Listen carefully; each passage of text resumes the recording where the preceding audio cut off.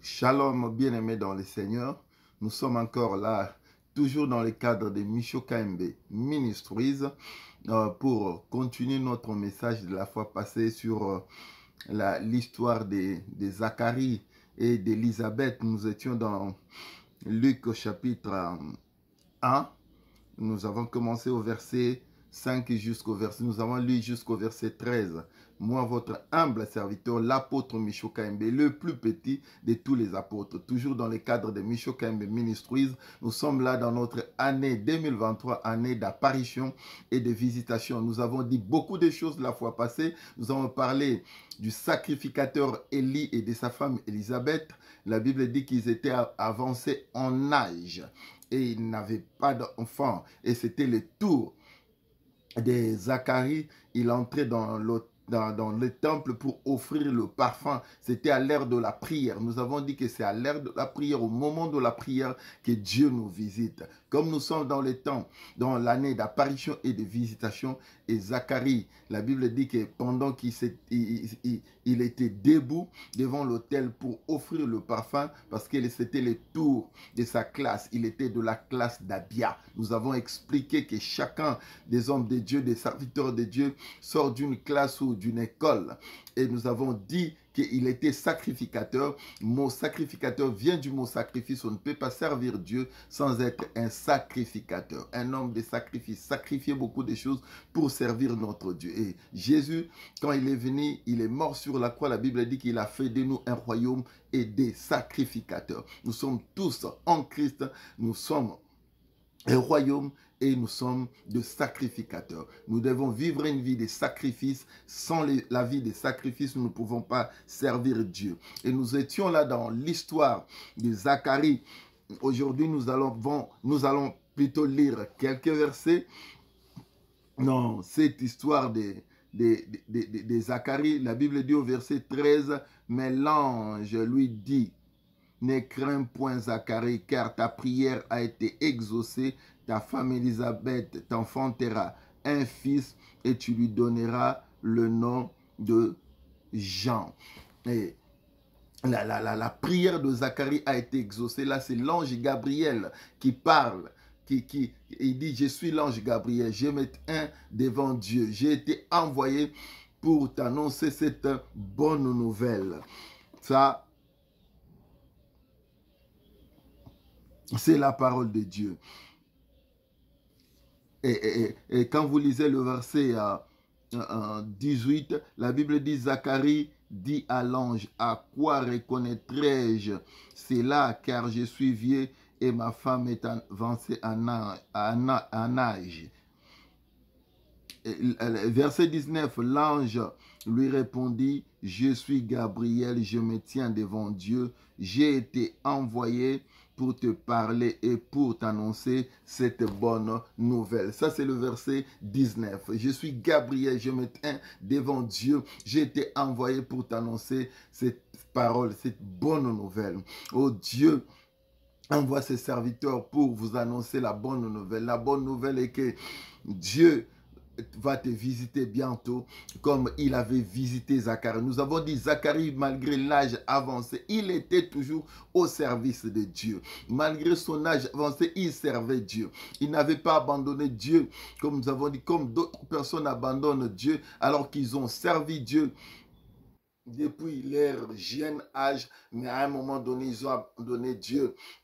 Et ils ont abandonné même la foi. La Bible dit ceci, quand Christ viendra, trouvera-t-il la foi sur la terre? Parce qu'il y aura des gens qui abandonneront la foi. Il y aura des gens qui abandonneront la foi. C'est pour ça que la Bible nous pose la question, quand Christ reviendra pour l'enlèvement de l'Église, trouvera-t-il la foi sur la terre? Beaucoup de gens perdent la foi à cause de toute la tribulation, tout ce qui se passe. Le monde est en mouvement, dans le monde il se passe beaucoup de choses, il se passe des signes du temps de la fin. Une nation s'élèvera contre une autre, un peuple s'élèvera contre un autre peuple. Ça ne sera pas encore la fin, mais ça sera des signes qui annoncent déjà que Christ revient bientôt et nous devons nous accrocher à la parole de Dieu, nous devons nous accrocher à Christ.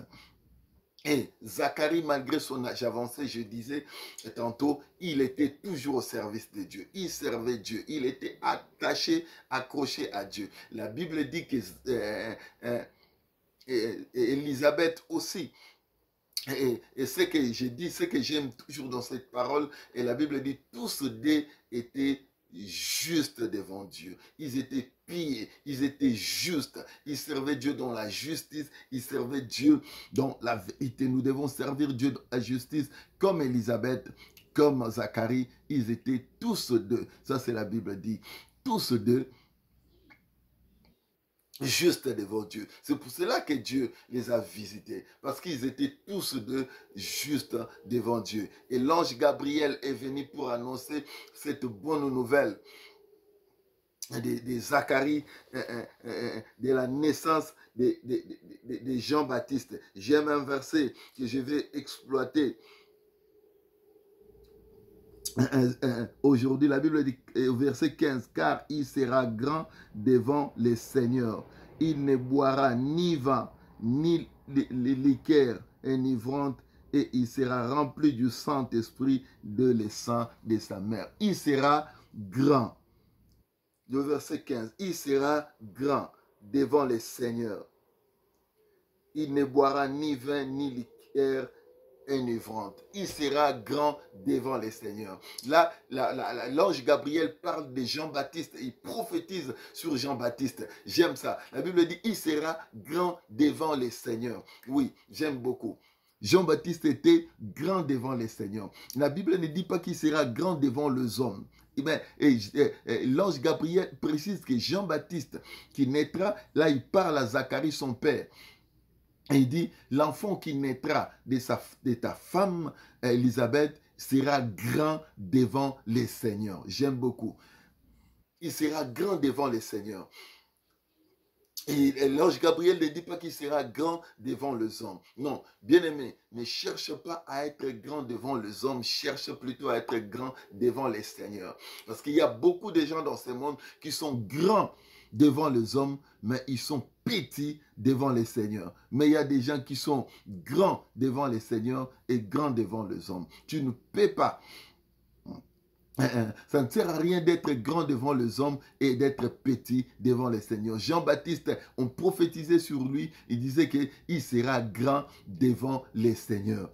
Et la Bible continue, la continuité, la suite, c'est ce qui m'intéresse encore plus. La Bible dit, il ne boira ni vin ni liqueur enivrante. Bien aimé dans le Seigneur, il y a des gens qui sont consacrés à Dieu, dans le sacerdoce. Il y a des gens qui la grandeur, ça sera par rapport aussi à sa consommation. Est-ce que tu peux comprendre cette dimension-là? La grandeur de Jean-Baptiste, ça sera par rapport à ce qu'il va commencer à consommer. C'est ce qui fera aussi sa grandeur. C'est-à-dire, Jean-Baptiste ne boira pas n'importe quoi, ne fera pas entrer en lui n'importe quoi. Parce que c'est ça qui fait la grandeur de Jean-Baptiste. L'ange dit, cet enfant qui naîtra sera grand devant le Seigneur. Et la suite dit, il ne boira ni vin ni liqueur enivrante. C'est-à-dire, toute boisson qui amène l'homme à l'ivresse, l'alcool, le vin. Il dit, il ne boira pas parce qu'il sera grand. Les grands, laisse-moi te dire, les grands spirituels ne prennent pas l'alcool. Les grands spirituels ne prennent pas le vin. Les grands spirituels ne prennent pas ces choses-là, des choses enivrantes, la boisson enivrante. On peut faire le débat sur la boisson, on peut faire le débat sur le vin, mais l'homme, chacun de nous doit connaître la dimension dans laquelle Dieu l'a appelé. Comme Jean-Baptiste, il était dans la dimension dans laquelle Dieu l'avait appelé. Il ne pouvait pas boire ni vin, ni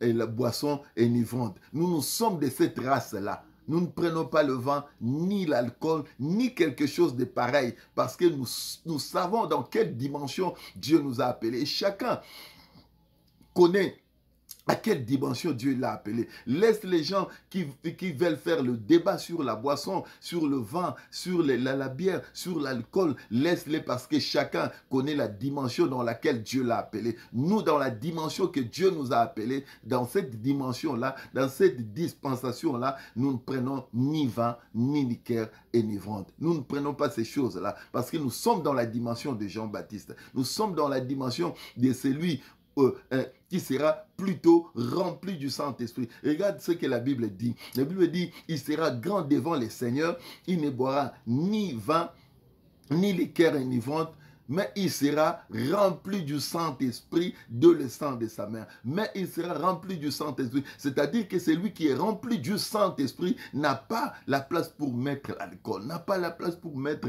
la bière, n'a pas la place pour mettre le vin en lui. Parce que le Saint-Esprit fait le rôle, d'autres rôles que la bière peut faire. Parce qu'il y a des gens qui disent que les liqueurs, la bière, ces choses-là donnent la joie à un homme. Mais nous avons le Saint-Esprit qui nous donne la joie sans prendre la bière, sans prendre le vin. La Bible dit qu'il sera grand, bien-aimé dans le Seigneur. Tu dois connaître à laquelle dimension Dieu t'a appelé. Tu dois connaître si tu es de quelle race en Christ.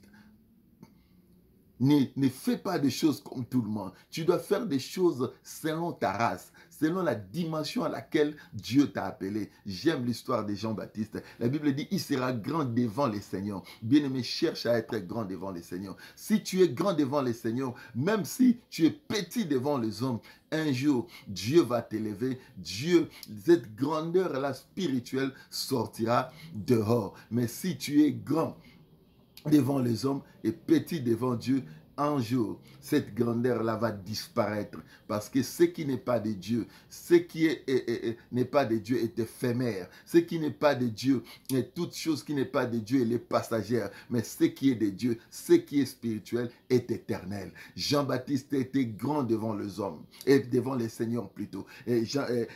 La prophétie dit qu'il sera grand devant les seigneurs. J'aime beaucoup. Je m'arrête là aujourd'hui. Je vais insister sur la grandeur devant les seigneurs. La grandeur devant les seigneurs, c'est-à-dire c'est quelqu'un qui se tient dans la parole de Dieu. C'est quelqu'un qui marche selon la parole de Dieu. C'est quelqu'un qui marche dans la crainte de Dieu. C'est quelqu'un qui marche dans la prière. C'est quelqu'un qui marche selon les Écritures. C'est ça la grandeur devant Dieu. Et Jean-Baptiste était grand devant les seigneurs. Il sera grand et tellement qu'il était grand devant les seigneurs, cette grandeur s'est manifestée même dans sa vie. Vous savez, il n'y a pas beaucoup de gens qui ont eu la grâce que Jean-Baptiste a eu. Jean-Baptiste a eu la grâce de baptiser notre Seigneur Jésus-Christ. Vous imaginez la dimension de sa grandeur, la dimension de la grâce qu'il avait. La Bible dit que c'est Jean-Baptiste qui a baptisé Jésus. Et à telle enseigne que lorsqu'il est venu, Jésus est venu vers lui, Jean-Baptiste a refusé. Il dit, non, non, toi tu ne peux pas venir vers moi, c'est moi qui dois venir vers toi. Jésus dit, laisse faire la volonté de Dieu. Parce que Jean-Baptiste savait qu'il ne pouvait pas baptiser les seigneurs, parce que Jésus était son Seigneur, mais Jean-Baptiste a eu la grâce de baptiser les seigneurs. Voilà la dimension de la grandeur de Jean-Baptiste. Voilà pourquoi la Bible prophétise, l'ange Gabriel prophétise, dit, cet enfant qui naîtra en ta femme, Élisabeth, cet enfant sera grand devant les seigneurs. C'est ça, la grandeur devant les seigneurs. Il a eu la grâce de baptiser Jésus. C'est ça, la grandeur. Et la Bible dit, de tous ceux qui sont nés de la femme, il n'y a pas plus grand que Jean-Baptiste. Parce que Jean-Baptiste a eu la grâce que les autres n'ont pas eu. Parce qu'il était quelqu'un qui devait baptiser Jésus-Christ. Vous voyez, on donne même la ligne de conduite de sa vie avant même que sa grossesse entre, avant même qu'il vienne dans le monde. L'ange Gabriel donne la direction que Jean-Baptiste doit prendre. Il dit, il prendra ni vin, ni liqueur enivrante. Il y a des gens comme ça. Ça ne sert à rien de faire même le débat avec eux. Dieu les a dit comme ça. Ils ne peuvent pas prendre ni vin, ni liqueur enivrante. Avec Jean-Baptiste, tu ne pouvais même pas faire, il pouvait même pas faire le débat sur ça. Parce qu'il sait la ligne sur laquelle Dieu l'a conduit. Dieu l'a donné des directives claires et nettes. Et il était grand devant les seigneurs. Réellement. Jean-Baptiste était grand devant les seigneurs. Et l'histoire de son père, Zacharie, comme j'ai dit tantôt dans notre vidéo, notre dernière vidéo, on a parlé sur ça. On a parlé sur Dieu, l'ange de l'Éternel apparut à Zacharie. C'était ça le thème de la fois passée. Nous continuons sur ce thème-là, que l'ange de l'Éternel apparut à Zacharie. L'ange de l'Éternel est apparu à Zacharie. Zacharie et sa femme étaient Élisabeth. La Bible dit tous deux étaient pieux, tous deux étaient justes devant Dieu. Ils étaient avancés en âge. Malgré cela, Zacharie était toujours au service de Dieu, en train devant l'autel de parfum. Le parfum là, c'est le symbole d'adoration. Il adorait Dieu, il servait Dieu. La Bible dit dehors, le peuple était en prière. Beaucoup étaient en prière. Ils étaient nombreux dehors, mais ils étaient en prière. Et la Bible dit, c'était en dehors du temple.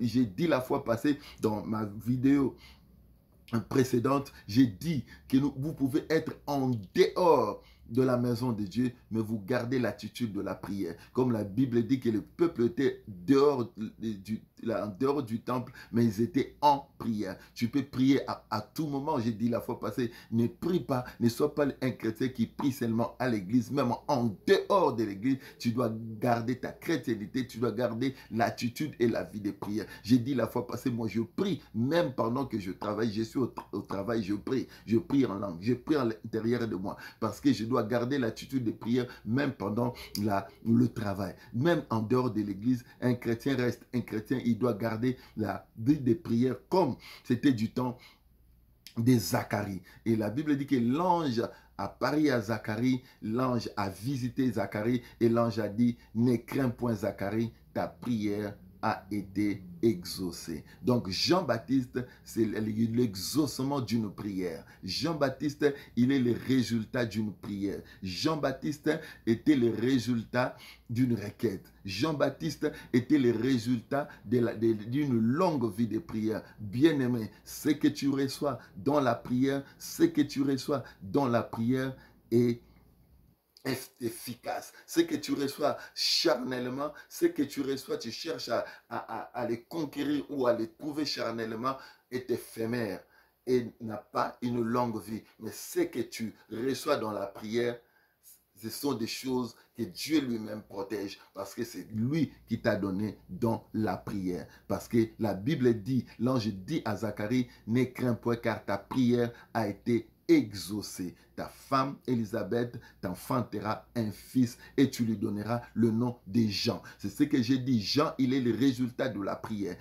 L'ange précise, ta prière a été exaucée. C'est que tu reçois, je le répète encore, par la prière, c'est quelque chose de spirituel. Ce que tu reçois dans la prière, c'est ce que Dieu garde spirituellement. Et ce qu'on reçoit dans la prière, on le garde aussi dans la sainteté.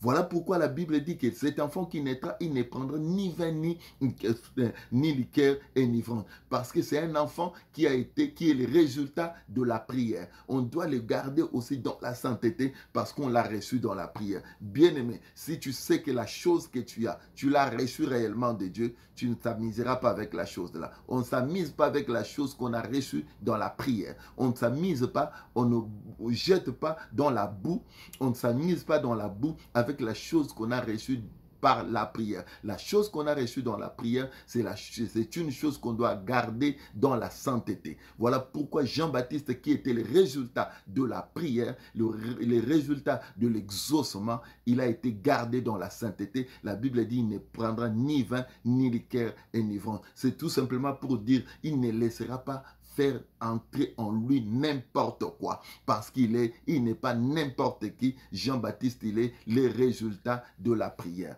Bien-aimé, quand tu pries, quand tu cherches la face de Dieu, quand Dieu t'exauce, n'oublie pas ce que je t'enseigne aujourd'hui. Ce qu'on reçoit dans la prière, on le garde aussi dans la sainteté. Ce qu'on reçoit de Dieu dans la prière, on les garde, on l'utilise aussi dans la sainteté. Parce que ce sont des choses spirituelles qu'on a reçues de celui qui est 3 fois saint. On doit les garder dans la sainteté.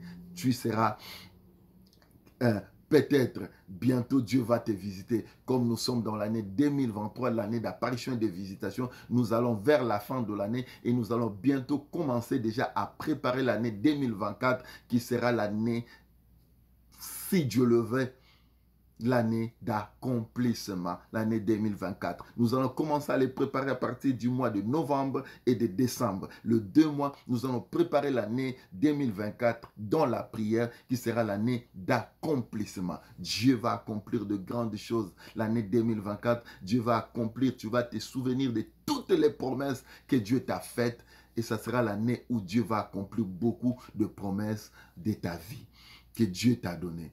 Nous sommes là. Nous étions là dans le cadre de Micho KMB Ministries. Nous continuons sur notre thème de la visitation de Zacharie parce que c'est le thème de l'année et l'apparition et de visitation. Que Dieu vous bénisse partout où vous allez suivre ces messages en Afrique, en Europe, en Asie, en Océanie et en Europe. Que la bénédiction de Dieu te localise. Jésus revient bientôt, accroche-toi à la prière, accroche-toi à la sainteté, il revient bientôt pour prendre son église.